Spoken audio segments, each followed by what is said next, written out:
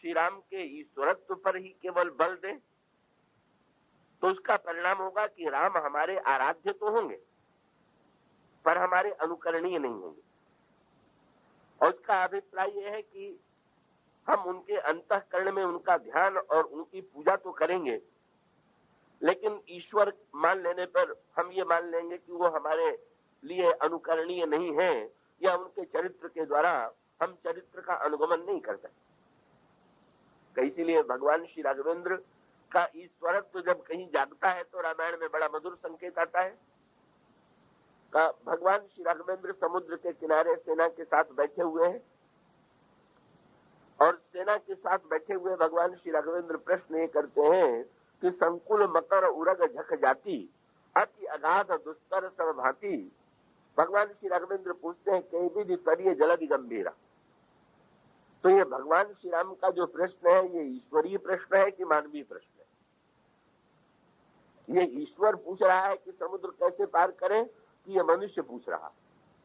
तो भाई ईश्वर के संदर्भ में ईश्वर को भला ये ईश्वर के सामने सचमुच ये समस्या है क्या कि इस विशाल समुद्र को कैसे पार किया जाए? तो वो ईश्वर तो संकल्प मात्र से ही अपनी सारी सेना को समुद्र से पार कर सकता है। तो ऐसी स्थिति में श्री राम का प्रश्न जो हुआ का वो प्रश्न वस्तुतः ईश्वरीय न होकर के मानवीय। और उसके पश्चात भगवान श्री राघवेंद्र के समक्ष दो प्रस्ताव रखे गए। एक प्रस्ताव था मानवीय और दूसरा प्रस्ताव था ईश्वरीय। विभीषण ने भगवान श्री राम को जो उत्तर दिया वो मानवीय था। विभीषण जी भगवान राम से कहते हैं प्रभु तुम्हारा कुल गुरु जलधि कहीं उपाय विचारे बिनु प्रयास सागर तरी सकल भालु का पिझारे। महाराज समुद्र आपका कुल गुरु है और बड़ों से कोई बात अगर प्रार्थना के रूप में कही जाए तो बड़े तो उसे उस प्रार्थना को स्वीकार कर लेते हैं। कैसी प्रकार से समुद्र से भी आप प्रार्थना करेंगे तो समुद्र स्वीकार कर लेगा। इसलिए मेरी तो यही प्रार्थना है कि आप समुद्र से प्रार्थना कीजिए। तो ये जो सम्मति दी गई ये मानवीय पद्धति। पर वहीं पर बैठे हुए लक्ष्मण जी महाराज का उनको श्री राम के ईश्वरत्व में उनकी स्थिति है। तो इसलिए भगवान राम को जब कभी मनुष्य की लीला का विशेष करना हो तो लक्ष्मण जरा अकेले न हो तो भी रामायण पढ़ते हैं। जब सीता जी के हरण की योजना भगवान राम ने बनाई तो वहां पर उसके पहले शब्द आया हुआ है कि कब बनाई। तो कहा गया कि लक्ष्मण गए बन ही जब। कल लक्ष्मण जी जिस समय वन में कंदमूल फल लेने गए तब भगवान श्री राम ने सीता जी से मिलकर योजना बनाई। हर की योजना बनाना था तो लक्ष्मण को बैठा के उनके सामने बना लेते। पर भगवान श्री राघवेंद्र सीता जी से एकांत में कहते हैं कि लक्ष्मण इस समय नहीं है, मैं अपनी योजना तुम्हें बता रहा हूँ। क्या क्या आपकी योजना है? तो भगवान राम वहां पर शब्द वही जोड़ देते हैं, सुनो प्रिया व्रत रुचिर सुशीला मैं कछु करब ललित नर लीला।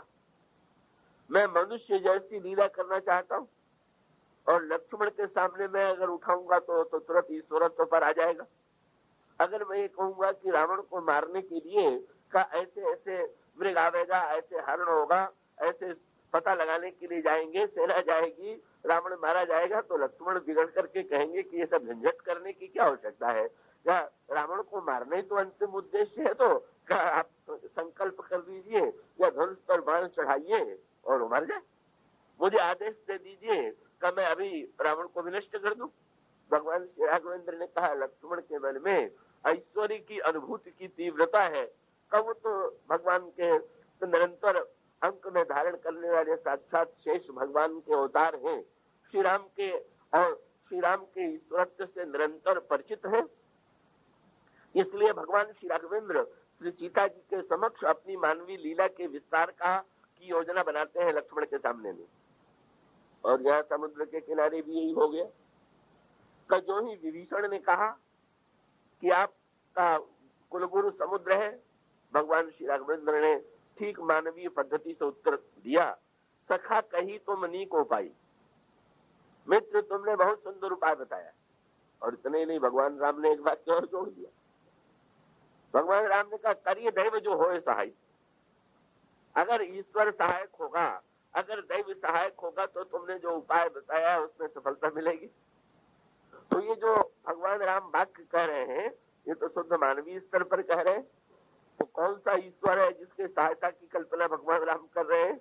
भगवान राम संदेह की भाषा बोल रहे हैं कि अगर ईश्वर सहायता करेगा तो सफलता मिलेगी। तो स्वामी जी ने कहा मंत्र नया लक्ष्मण मन भावा। लक्ष्मण जी को ये बात बिल्कुल अच्छी नहीं लगी। बोले ये हमारे प्रभु किस ईश्वर की दुहाई देने लगे, ये इनके मुंह से क्या ये दुहाई? बस भगवान राम से कहने लगे महाराज ये आपको क्या हो गया, ये आप क्या कर रहे हैं, तुम्हारी क्या सम्मति? बोले ऐसा ही कर्म धर्म मन धीरा। भगवान श्री राघवेंद्र से उन्होंने कहा कि महाराज का बस ये सोखी सिंधु करिय मन रोसा। महाराज आप तो संकल्प कीजिए, रोज कीजिए और समुद्र को सुखा दीजिए कि इस कार्य के लिए आपका पूछना और विभीषण का बताना और आपका ये कहना ये सब का सब मुझे तो बिल्कुल युक्त संगत प्रतीत नहीं होता। भगवान राम के सामने दो पात्र हैं, एक और मानवीय पद्धति से दिया जाने वाला उत्तर और दूसरा ईश्वरीय पद्धति का उत्तर। भगवान श्री राघवेंद्र दोनों के मध्य में है और भगवान श्री राघवेंद्र हंस करके लक्ष्मण से कहते हैं ऐसे ही कर्म धरो मन धीरा। अच्छा भाई ऐसे करूंगा, जरा मन में धैर्य तो धारण करो। तो भगवान श्री राम ने 3 दिन अनशन किया, समुद्र नहीं आया, उपाय नहीं बताया। भगवान श्री राघवेंद्र जब देखते हैं कि मानवीय पद्धति से काम नहीं चला तो ईश्वर तो आई है। देखिए अभी आपको मैं पूरी बातें बताऊंगा कि कहा श्री राम में अगर केवल मनुष्य, श्री राम केवल ईश्वर हो तो भी हमारे उतने काम के नहीं रहेंगे, और केवल मनुष्य हो तो भी वो बाध्यताओं और सीमाओं से जैसे हम और आप घिरे हुए हैं वैसे भी घिर जाएंगे। श्री राघवेंद्र कहते हैं अच्छा यही करूंगा, तुम धैर्य धारण करो। 3 दिन व्यतीत हो गया तो श्री राम को अपने ऐश्वर्य की स्मृति आई और तुरंत उन्होंने लक्ष्मण जी की ओर देखा। लक्ष्मण जी तो साक्षात काल तत्व है, तो ईश्वर तो सृष्टि में काल का काल जो है वो तो संकल्प है। तो भगवान राम ने लक्ष्मण जी से कहा लक्ष्मण बाण सरासन अनु, लक्ष्मण जरा धनुष बाण तो लाना। बड़े प्रसन्न हुए लक्ष्मण। ये जरूर उन्होंने सोचा कि इतना समय बर्बाद हुआ का ये कार्य अगर पहले ही दिन कर दिया जाता तो इतना हमारे प्रभु को कष्ट न उठाना पड़ता। लेकिन समुद्र ने इतनी बढ़िया बात कही कि अंत में भगवान श्री राम को समुद्र के सामने भी अपनी हार स्वीकार करनी पड़ी, मौन स्वीकार करना पड़ा। समुद्र तो लक्ष्मण जी से भी आगे बढ़ गया। जिस समय भगवान राम ने धनुष पर बाण चढ़ाया समुद्र में ज्वाला उठने लगी, समुद्र निकल करके ब्राह्मण के वेश में भगवान के सामने खड़ा हो गया और समुद्र ने भगवान राम से प्रस्ताव किया, बोले प्रभु ये आपने जो धनुष पर बाण चढ़ा लिया है तो मैं तो इसकी कोई सार्थकता नहीं देखी। और लक्ष्मण जी से आगे की बात समुद्र ने कह दिया। बोले लक्ष्मण जी ने कहा महाराज ईश्वर को भी बाण के द्वारा कुछ करना पड़ता है क्या? ये बाण और धनुष चलाना ये मनुष्य का कार्य है कि ईश्वर का कार्य है? ईश्वर तो जितना, तो इसलिए बोले महाराज मेरे सूखने के लिए धनुष पर बाण चढ़ाने की आवश्यकता नहीं है, क्योंकि प्रभु प्रताप में जब सुखाई, आपका जो प्रताप है, आप केवल संकल्प कर रहे कि समुद्र सूख जाए, मैं इतने मात्रा में सूख जाऊंगा। ऐसी स्थिति में आप मुझे सुखा सकते हैं संकल्प के द्वारा। भगवान श्री राघवेंद्र ने कहा तो चाहे संकल्प के द्वारा चाहे बाण के द्वारा सुखाना ही तो मुझे उद्देश्य है।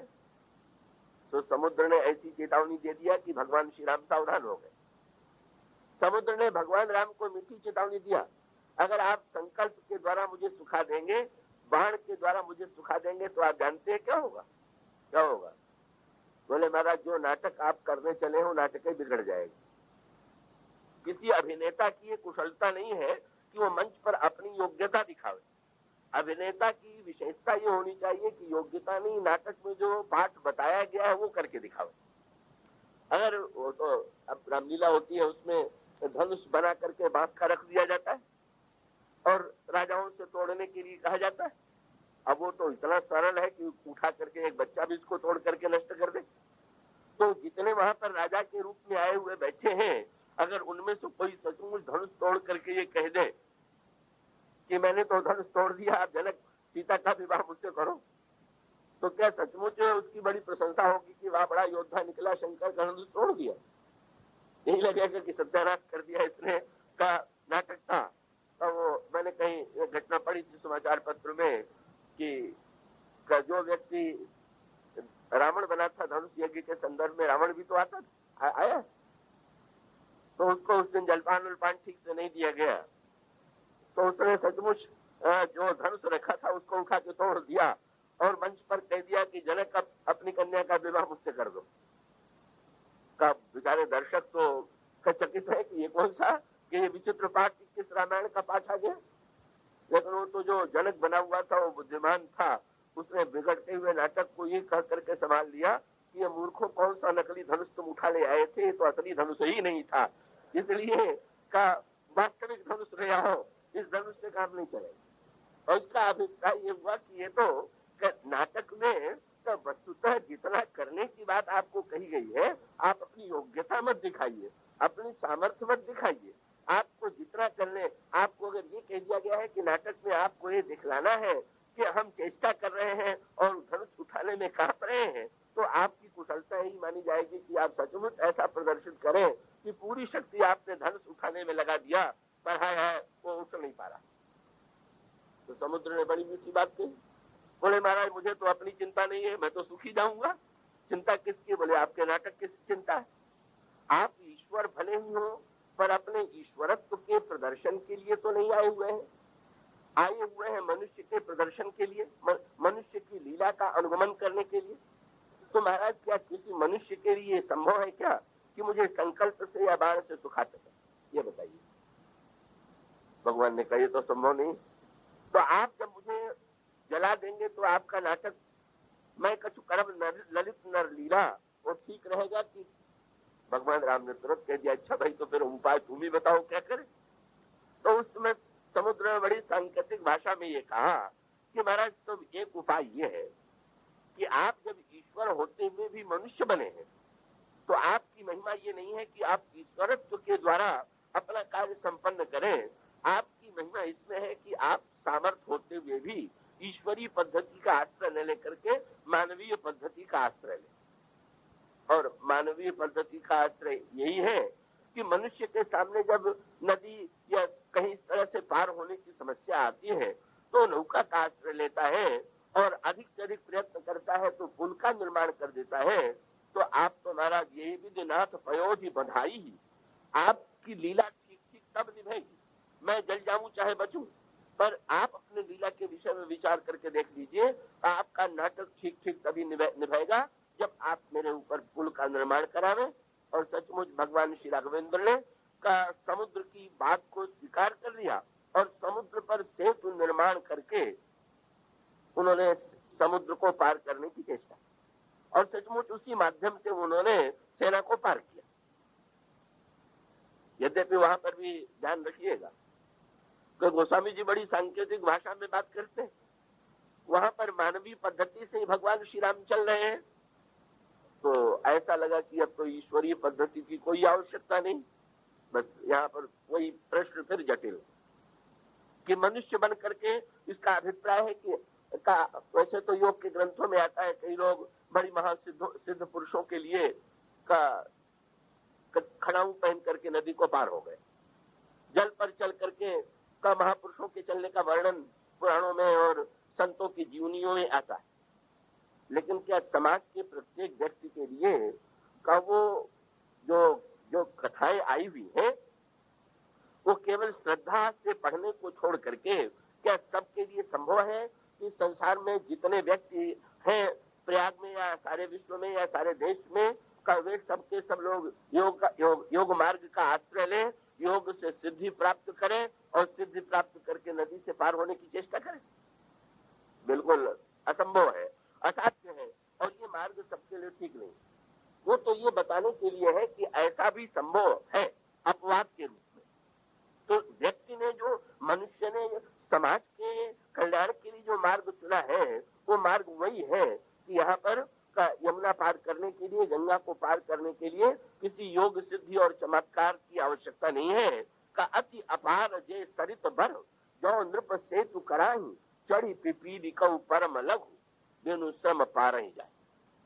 ऐसी स्थिति में पुल बना हुआ है, यहाँ पर तो कई पुल बने हुए हैं और उन पुलों की विशेषता यह है कि उन पुलों के माध्यम से बड़े से लेकर के छोटा सा व्यक्ति, और छोटा सा व्यक्ति नहीं पशु भी, और पशुओं में भी का जो पशु के साथ साथ जो अत्यंत छोटे जंतु हैं, वो स्वामी जी कहते हैं जो चींटी है का वो भी पुल को पार कर लेती है। इसलिए रामचरितमानस में भगवान राम की मानवीय लीला क्या है? मानवीय लीला वस्तुतः चाहे भगवान राम ने समुद्र पर सेतु का निर्माण किया, चाहे भगवान राम ने अवतार लेकर के अपने चरित्र में एक मनुष्य की समस्याओं को अपने जीवन में स्वीकार किया, तब मनुष्य की जो हमारे आपके जीवन में जो प्रश्न आते हैं, जो सुख दुख आते हैं, जो समस्याएं आती हैं, उन सबको भगवान राम ने अपने जीवन में स्वीकार किया और अपने जीवन में स्वीकार करके का मानवीय पद्धति से भगवान श्री राघवेंद्र ने उसका समाधान देते हुए मानो गोस्वामी जी के शब्दों में का चरित करत नर अनुहरत संस्कृति सागर से। तो भाई ठीक, पर प्रश्न वही है कि अगर श्री राम के मनुष्य के रूप में पुल का निर्माण हो गया, तो पुल का निर्माण हो जाने के पश्चात फिर हम राम की मानवता पर ही बल दें? श्री राम के ईश्वरत्व पर बल देने की क्या आवश्यकता है? ये कहने की फिर बार बार ये दोहराने की कोई आवश्यकता है कि नहीं? तब हम यही कहें कि श्री राम अयोध्या के राजा के राजकुमार हैं और उनके सामने ये समस्या आई और उस समस्या का उन्होंने अपने चरित्र में इस रूप में हमें समाधान दिया और हमें और आपको भी उसका अनुकरण करते हुए वही समाधान प्राप्त करना चाहिए। नहीं, वो मूल बात ये है कि सचमुच का मनुष्य की गोस्वामी जी ने जो सरोवर का दृष्टांत दिया है उसमें एक बड़ी बढ़िया बात कही, बड़े काम की बात कही। उन्होंने जो 4 घाटों की कल्पना की उसमें उन्होंने ये कहा कि इस घाट पर तो स्नान करने वाले आ जाए, तो स्नान करने के लिए जब कोई सरोवर में जाता है तो उसका उद्देश्य क्या होता है? जो स्नान करने जाता है उसका उद्देश्य यही तो होता है कि शरीर में जो गंदगी लग गई है, जो मलिनता लग गई है, वो गंदगी स्नान करने से मिट जाए। तो गोस्वामी जी ने जो रामायण में 4 घाट बनाए का उसमें कुछ लोगों को निमंत्रण दिया कि जो लोग अपने चरित्र को स्वच्छ बनाना चाहते हैं, चरित्र को निर्मल बनाना चाहते हैं, उन लोगों को चाहिए कि वे घाट पर आवे, इस एक घाट पर आवे और इस घाट पर आकर के भगवान राम की मानवीय चरित्र के, मानवीय जो चरित्र है भगवान राम का, मानवीय लीला जो है भगवान श्री राम की का, उसके द्वारा अपना चरित्र स्वच्छ करें। लेकिन का मनुष्य के जीवन में केवल गंदगी धोने की इच्छा तो नहीं, का मनुष्य के जीवन में प्यास भी है और अपनी प्यास मिटाने की भी आकांक्षा। मैं आशा करता हूं कि ये 1-2 दिन जो भूमिका के रूप में अभी हम चल रहे हैं उसे आप बहुत एकाग्रता से सुनेंगे। तो गोस्वामी जी ने कहा कि भाई व्यक्ति में केवल स्नान करने की इच्छा नहीं है, प्यास मिटाने की भी इच्छा। उसको प्यास लगती है, उसको जल चाहिए, तृप्ति चाहिए। और तब गोस्वामी जी दूसरा निमंत्रण देते हैं दूसरे लोगों के लिए कि जो लोग प्यास मिटाना चाहते हैं वो दूसरे घाट पर चले आवे। और फिर उन्होंने तीसरे लोगों को निमंत्रण दिया और उन्होंने बड़ी सूक्ष्म बात यहाँ पर कही है, पर मुझे विश्वास है कि यहाँ सब प्रबुद्ध श्रोता होंगे, इसलिए वो बात को समझ सकेंगे कि भाई जो व्यक्ति जिस उद्देश्य से सरोवर के पास जाता है उसमें वही गुण ढूंढता। अगर कोई कहीं स्नान करने के लिए जाएगा तो वो यही ढूंढेगा कि यहाँ पर सरोवर के जल में स्वच्छता है कि नहीं। अगर जल साफ होगा तो नहाने का मन होगा, साफ नहीं होगा तो नहाने का मन नहीं होगा, क्योंकि हम सोचेंगे कि अगर जल स्वयं गंदा है तो नहाएंगे तो गंदगी स्वच्छ क्या होगी, का हमारे शरीर में गंदगी और लग जाएगी। तो इसी प्रकार से अगर भगवान राम के चरित्र में स्वच्छता न हो, निर्मलता न हो, तो उनके चरित्र के द्वारा समाज के लोगों के चरित्र की निर्मलता कैसे पूरी होगी। इसलिए पग पग पर भगवान राम का चरित्र कितना निर्मल है, का उनकी राजनीति क्या है, उनकी धर्म नीति क्या है, उनकी मानव नीति क्या है, समाज नीति क्या है, भगवान राम का व्यवहार क्या है, उनके चरित्र में पग पग पर स्वच्छता है। कहिए गोस्वामी जी ने कहा कि हम आपको आमंत्रण देते हैं इस घाट पर, और इस घाट पर आकर के आप अपने चरित्र को स्वच्छ बनाइए। लेकिन जिस व्यक्ति को प्यास मिटाना है उसका काम केवल जल की स्वच्छता से चलने वाला नहीं। क्यों? उसको तो जल में स्वाद भी चाहिए, उसको तो प्यास लगी हुई है, और जब पिएगा तो मुंह से जिभ के माध्यम से पिएगा। कोई जल देखने में बिल्कुल साफ हो तो गंदगी धुल जाने की संभावना तो है, पर कहीं जल अगर खारा हुआ तो बेचारा उस साफ जल में अगर एक भी चुल्लू लेने की चेष्टा करेगा तो वो उस बेचारे को तो ऐसा लगेगा कि कहां से मैंने भीतर कौन सा जल डाल दिया। तब वो तो ये ढूंढने की चेष्टा करेगा कि वस्तुतः हमारी प्यास मिटाने के लिए प्यासा व्यक्ति जो ढूंढेगा वो ये ढूंढेगा कि इस जल में प्यास मिटाने के लिए शीतलता और मिठास है कि नहीं। अब ये जो दूसरी मनुष्य की, ये मनुष्य की दो प्यास है। कल यही मनु के संदर्भ में आपके सामने चर्चा चल रही। ये मनुष्य की दो समस्या क्या है? एक तो मनुष्य की समस्या है सामाजिक, और दूसरी मनुष्य की समस्या जो है वो है वैयक्तिक। और दोनों का आप अनुभव का ये जीवन में नित्य करते हैं हम और आप। क्या ये जो दिन भर हम और आप व्यवहार करते हैं, व्यापार करते हैं, कर्म करते हैं, कई कर्म के साथ सारा समाज जुड़ा हुआ, समाज के लिए है, समाज से जुड़ा हुआ है, समाज में रह करके ही ये काम होता है।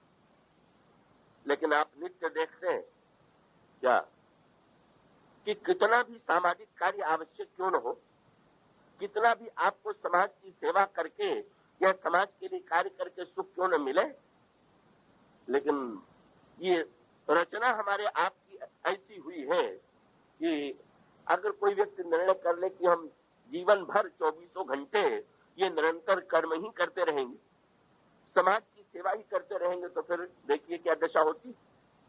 विचित्र बात है, दिन भर कर्म करने के बाद पर हम और आप जो हैं कहाँ जाते हैं?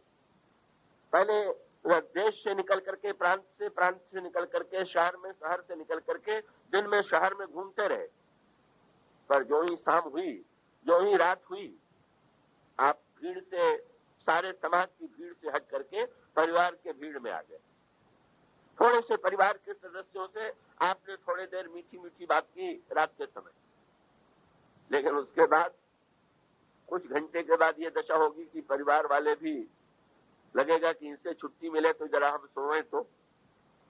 और इसका अभिप्राय ये है कि आप बिना अकेले हुए नित्य आप ये अनुभव करते हैं कि कितना भी प्रिय परिवार क्यों न हो, पत्नी से बात करते हुए कितना आनंद क्यों ना आ रहा हो, पर एक क्षण ऐसा आएगा कि जब लगेगा कि अब बातचीत बंद हो, अब मौन हो, और सबसे अलग हो करके बिल्कुल हम गहरी नींद में सो जाए। तो जब आप सोते हैं तो आप बिल्कुल अकेले होते हैं, न परिवार होता है, न समाज होता है, न कर्तव्य होता है। और जब आप जगते हैं तो आपका इतना कर्तव्य होता है, तो बेचारे इसीलिए कुछ लोग बड़े संकट में पड़ते हैं, जो लोग समय पर दोनों नहीं कर पाते। का जो समय पर, ये हमारे यहाँ के जो 3 देवता हैं, इन 3 देवताओं का 3 समय में स्मरण करना चाहिए। ब्रह्मा सृष्टि को बनाते हैं, विष्णु पालन करते हैं, और भगवान शंकर प्रलय कर देते। तो सवेरे ब्रह्मा बने और दिन भर विष्णु रहे और रात्रि के समय शंकर बन जाए, तब तो बिल्कुल ठीक ठीक जीवन चलेगा। जागते समय करने का संकल्प, दिन में क्रिया के द्वारा विष्णु भगवान के द्वारा पालन के कर्तव्य की पूर्ति, और रात्रि के समय प्रलय किए बिना। अब जब गहरी नींद में सो गए तो प्रलय माने सृष्टि नहीं है, तो प्रलय नित्य रात्रि को करना ही पड़ता है, और नित्य जब करते हैं तो कितना आनंद आता है। एक दिन प्रलय न हो, बेचारे दुखी कौन रहते हैं? जो प्रलय करना जानते नहीं, का जो बेचारे समेटना नहीं जानते, रात को भी पलंग पर पड़े पड़े, का पहले तो का बाहर की दुनिया से हट करके अकेले में आए, पर अकेले में भीतर भी केवल सृष्टि का चिंतन कर रहे हैं। अगर रात्र को भी आप पलंग पर सोए यही रात भर चिंतन करते रहे कि मुझे क्या करना है, क्या करना है, क्या करना है, तो उसका परिणाम होगा कि वो व्यक्ति जो है अंत में पागल और उन्मत्त हो जाएगा। इसलिए आवश्यकता का ये है कि व्यक्ति जो है समाज के लिए भी है और अपने लिए, और दोनों एक दूसरे से जुड़े रहेंगे। और एक दूसरे के उचित समय में का व्यक्ति अपनी नींद लेगा, विश्राम प्राप्त करेगा, एकांत में जाएगा। रात में उसे अकेलापन चाहिए और दिन में उसे समाज चाहिए। इसी प्रकार से हमारे आपके जीवन में भी अगर हम और आप मनुष्य हैं तो केवल समाज के द्वारा, केवल कर्तव्य पालन के द्वारा हमारे जीवन की सारी समस्या का समाधान जो है कभी नहीं होगा। हमारे जीवन में कुछ बातें ऐसी बाकी रह जाती हैं जिसकी पूर्ति का दिन भर व्यापार करने के बाद भी जैसे सोना और प्रलय करना आवश्यक है, इसी प्रकार से व्यक्ति के जीवन में ये व्यक्ति का जो महत्व है, रामायण में गोस्वामी जी ने इसी बात को कल आपके सामने कही गई थी। रामायण की रचना क्यों की गई? उन्होंने ये कहा कि सबकर हित होई। कैसे की? बड़े स्वांत सुखाए। और उसका अभिप्राय है कि ये झूठा दावा या दम्भ गोस्वामी जी नहीं करते हैं कि मेरा कोई स्वार्थ नहीं है, मैं कुछ अपने लिए नहीं पाना चाहता हूं, मैं तो जो कुछ कर रहा हूं दूसरों के लिए कर रहा हूं। आजकल ये रोग बड़ा फैल गया। अधिकांश लोग ये दिखाने की बड़ी चेष्टा करते हैं कि हम तो जो कुछ करते हैं वो सब दूसरों के लिए करते हैं, अपने लिए तो कुछ करते ही नहीं। वो स्वामी जी तो कहते हैं कि नहीं भाई, हम सबका भी भला चाहते हैं और सबके भले के साथ साथ प्रारंभ में भी कहते हैं स्वांत सुखाए और अंत में भी कहते हैं स्वांत तमः शांत है। भाई अगर हमें सुख और शांति नहीं मिलेगी तो ऐसी परिस्थिति में हम दूसरों को क्या देंगे सुख और क्या देंगे शांति। ये जो मनुष्य के जीवन की प्यास है, स्वच्छ होना ये बाहर की आवश्यकता है और प्यास मिटाना ये भीतर की आवश्यकता है। समाज बाहर है और व्यक्ति भीतर है और यही समस्या मनु के जीवन में आती है। मनु जो है मनुष्य जाति के आदि पुरुष हैं और मनुष्य जाति के आदि पुरुष के रूप में का उन्होंने समाज के प्रति का अपने कर्तव्य का पालन किया, धर्मशास्त्र का निर्माण किया और मनुस्मृति और धर्मशास्त्र के अनुकूल उन्होंने सारे समाज को चरित्र की शिक्षा देने का प्रयास किया और समाज का चरित्र, उनके परिवार का चरित्र सचमुच आदर्श चरित्र था। लेकिन इतना होते हुए भी मन को लगा कि ये सब ठीक है, समाज के लिए ये सब कुछ बताया गया, लेकिन तब भी ये लगा कि कुछ न कुछ कमी रह गई, जो बात कल आपके सामने कही गई। क्योंकि ये दिखाई देता है यहाँ पर भी, अगर आप और गहराई से विचार करना चाहें तो ये खोज व्यक्ति में चली कि भाई हमें अपने जीवन में शांति कैसे मिले, सुख कैसे मिले। का मनुष्य की मांग जो है केवल भूख मात्र, केवल पेट की भूख नहीं है, मनुष्य की मन और बुद्धि की भी भूख और प्यास विद्यमान। और यही समस्या मनु के सामने भी आई। एक समस्या तो रामायण में ये आई कि इतने धर्मशास्त्र होते हुए भी, इतने नियम और कानून होते हुए भी समाज में व्यक्ति बार बार बुरा क्यों बन जाता है, और जिसे हम अच्छा व्यक्ति समझते हैं अच्छा व्यक्ति भी बुरा क्यों काम करने लग जाता है। प्रताप भानु रावण क्यों बन गया? भगवान विष्णु के पार्षद जो है वो रावण और कुंभकर्ण क्यों बन गए? शंकर जी के गण जो है वो रावण कुंभकर्ण क्यों बन गए? कितनी पते की बात लिखी गई। शंकर के गण, विष्णु भगवान के पार्षद, ये हम लोग मूलतः कौन है? संसार के जितने हैं सब विष्णु भगवान के या तो गण कह लीजिए या तो शंकर जी के गण कह लीजिए, चाहे विष्णु के पार्षद हैं। का इसका अभिप्राय है कि मूलतः तो जितने जीव हैं, जितने व्यक्ति हैं, वे सब के सब ईश्वर के अंश। ईश्वर से हमारा नाता जुड़ा हुआ, लेकिन ऐसा होते हुए भी क्या कारण है कि हमारे जीवन में इतने शास्त्र और इतनी व्यवस्था होने के बाद ये बुराई आ जाती है? और दूसरा प्रश्न यह है कि समाज के साथ साथ हमारी जीवन की जो प्यास है वो कैसे मिले?